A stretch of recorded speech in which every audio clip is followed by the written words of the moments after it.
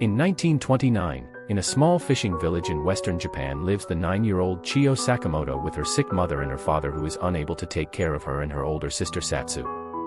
One day, the wealthiest man in her village, Mr. Ichiro Tanaka, takes notices of Chiyo's beautiful blue-gray eyes. After striking a deal with Chiyo's father, Mr. Tanaka sells Chiyo to an okiya, which is a boarding house for geisha in Kyoto. Here, she is forced to work as a maid and is separated from her sister. A few months later, Chiyo becomes so homesick and tries to run away to her home village. However, she falls and breaks her arm. Enraged at Chiyo, mother who is responsible for the okiya house stops paying for Chiyo's geisha education and turns her into a maid for 2 years. One day, on her way to run an errand, Chiyo sits by a stream and begins to cry her bad luck. Here, a handsome man named the chairman tries to comfort her. Touched by his kindness, Chiyo decides that she must try to become a geisha so she can increase her standing in the world. Chiyo's life changes dramatically when she meets Mamiya, a renowned geisha, who takes her under her wing and begins to train her in the art of becoming a geisha. Chiyo's transformed into a fascinating geisha, and changed her name into Sayuri. She faces intense competition from Hatsumomo, the top geisha in the okiya, who sees Sayuri as a threat. Despite Hatsumomo's attempts to sabotage her, Sayuri persists and eventually becomes a successful geisha. As Sayuri's career as a geisha blossoms, she finds herself entangled in a complex web of love and rivalry. She becomes the object of desire for many influential men, including the chairman's business partner, Nobu, and a high-ranking government official, the general. Sayuri's feelings for the chairman deepen over the years, but she is unable to express them due to the social and professional barriers between them.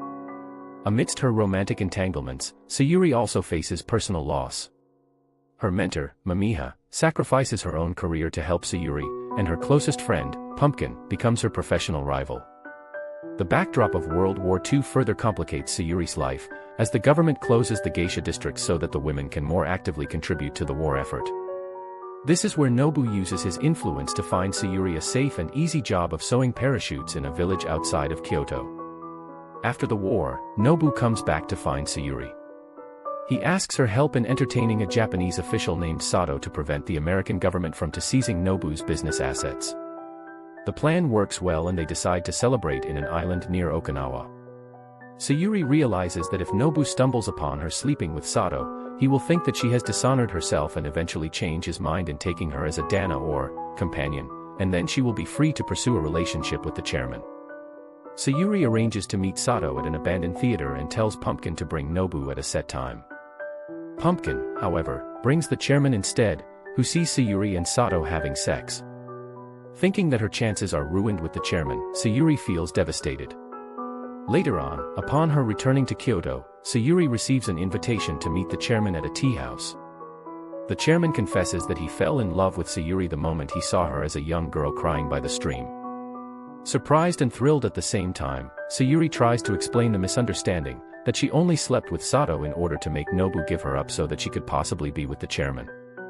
Overcome with emotion, the chairman pulls her close and kisses her.